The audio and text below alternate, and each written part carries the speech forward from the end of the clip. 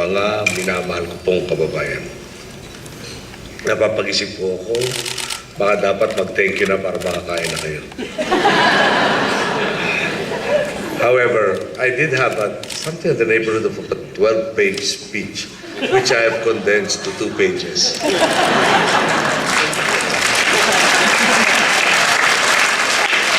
The problem with being the last speaker is normally you are blamed if people get hungry. Let me start out in this manner. We'll be going home tomorrow night, and even though we've been here for roughly about a week or so, some of us are very homesick, especially those amongst the delegation who are married.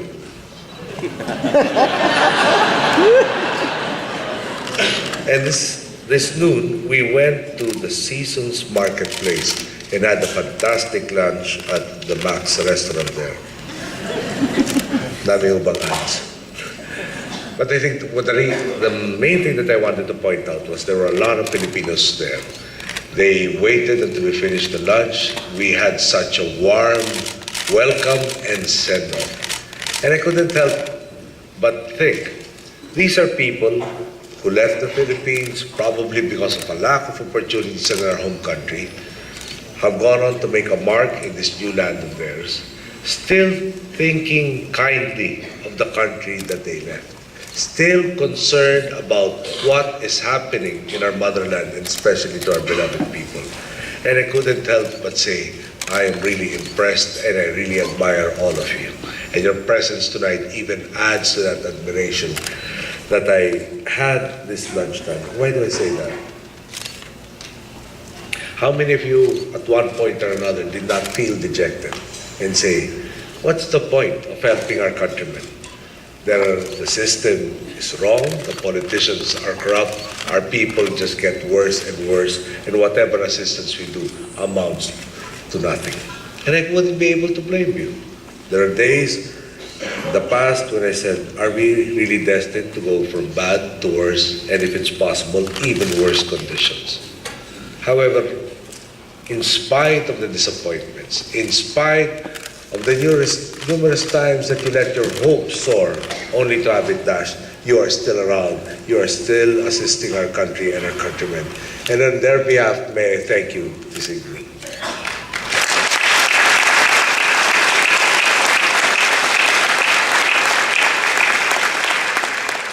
In our first month in office, we were inundated with a lot of bad news.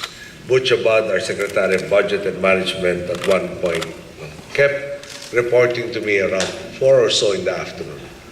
And normally it was bad news. I had to remind him, Butch, your responsibility is to give me the news. Be it bad, be it good. Can I have a schedule for the good news to replace the bad that you keep bringing? So what he did was to ask his co-members of the cabinet to be the ones who delivered the other bad news. However, come August, and this I was really surprised, let me share with you some of the good news. In our second month in office, first of all, what did we find out in the first month in office?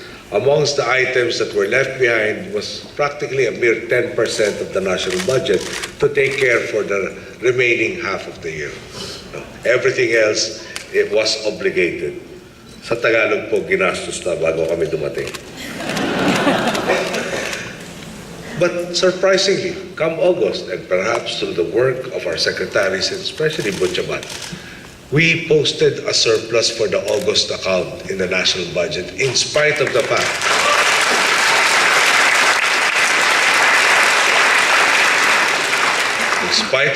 that very little was left to us. And may I just, at this point, be a little less humble? Can we just share with you some of the other things that have happened our way? We got elected basically by trust. Trust that we would make a difference, trust that we could change the system, trust that the Filipino deserved better. And this trust has been responsible, excuse me, for among other things, a stock market that at the present time keeps on growing from high to high. It will go up,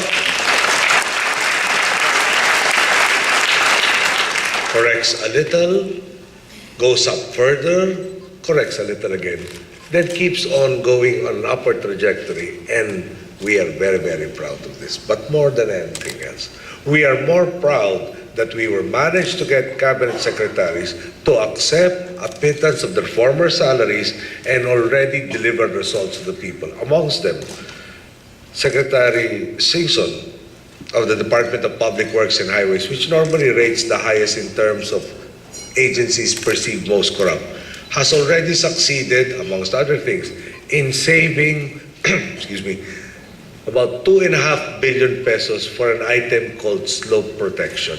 How did he do this? There is a Filipino member of the academe working out of the Bicol University who at one point said, why is the Bicol University concentrating on rice and corn when the overwhelming dominant product of the Bicol region has to deal with coconuts and copra? He has developed a technology called coco coir, and also as a byproduct, something called coco peat. Coco coir replaces concrete in our slope protection. We save 2.5 billion pesos every year, and we only spend the remaining 500 million for the entire country. Doing right saves the people 2.5. Another way of looking at this, we have 2.5 billion new pesos to share with education, with health, and with other opportunities.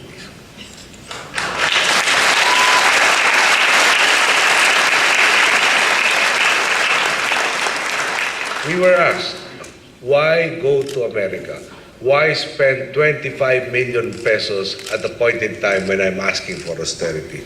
Amongst the reasons, there was the Millennium Challenge, Millennium Corporation's grant of $430 million. And I repeat, a grant, it is not a loan, to help us in our fight against poverty, and to help us to improve the performance of our BIR, amongst other things.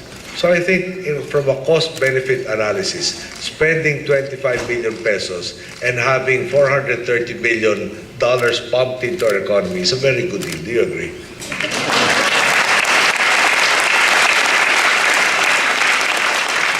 However, that's just the appetizer. Through the efforts of our economic team, Secretaries Purisima, Domingo, and Almendras, who has lost a lot of weight in this trip. We have had so many meetings with various corporations from America and North America. Tens of thousands of jobs will be resulting from investments that they will make. Amongst them will be a new 600 megawatt power plant for Luzon. The investments, I think I will have to reveal when I get to Manila. Can we just say that they are an order and a factor, an order tremendously greater than even the 430 million that we are already bringing home.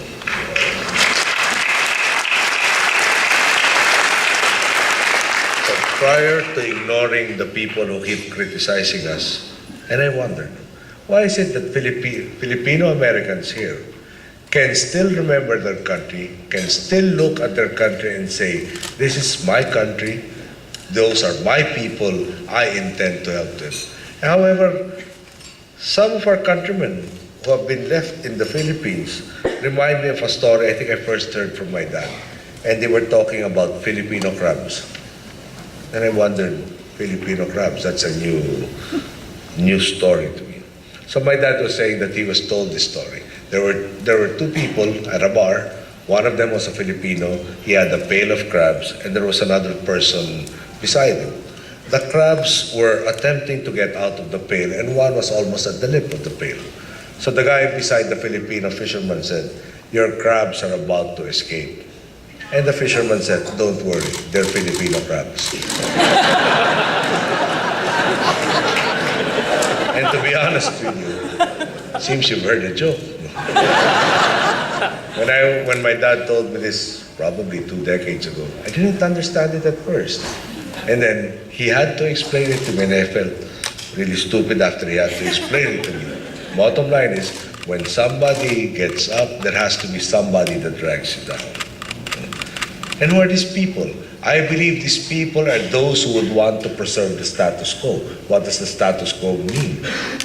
They seem to be participants in the idea of equality, meaning some are more equal than others. Sa Tagalog po, mas maganda eh. Diba? Naipwesto sila para manlamang at mangapi. Even given these people who incessantly complain and nitpick. Sometimes they complain about my hair.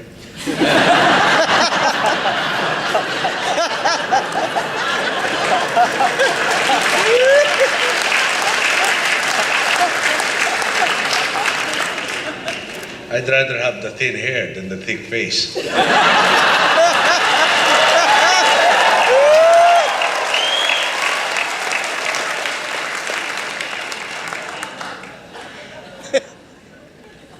Di naman humalaman, baka naman inggit. It is really something when the people are at your side. It is really something to see when you notice, when you sense, when you feel optimism in the air, and this optimism translates into action that is already sharing and reaping benefits for our people, not only in the homeland, but in the rest of the world. Napatingin po ako sa rilot, baka meron akong narinig na kumukulod dyan. I'm sorry if I'm taking too much of your time. I really am energized whenever I meet Filipinos. I am energized.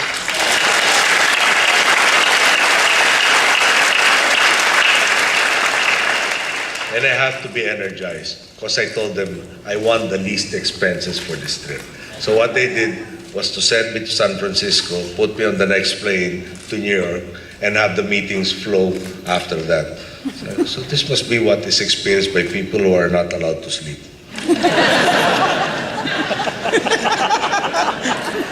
And at the same time, you feel fearful of making a mistake lest you bring the whole country's reputation down.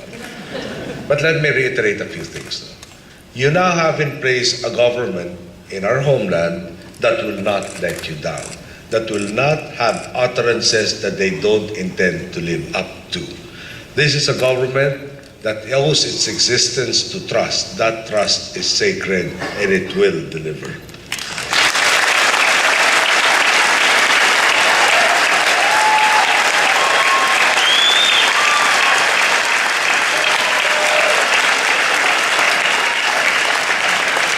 My dad used to sing a song called The Impossible Dream. And a lot of us, at some point or another, must have felt is having a decent, a correct government in our country an impossibility. We have 6 years. I think we have demonstrated in less than 3 months that we have been in office how serious we are at changing and transforming our country. We are confident with the people behind us, nothing is impossible. We will achieve our dreams and it will be soon rather than later.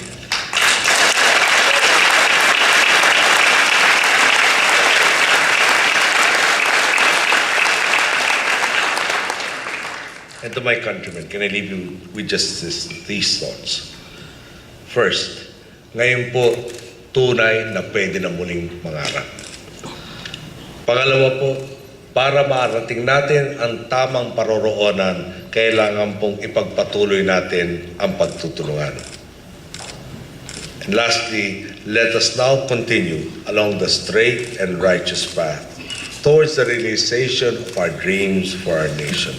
And ito na po talagang last na po ito.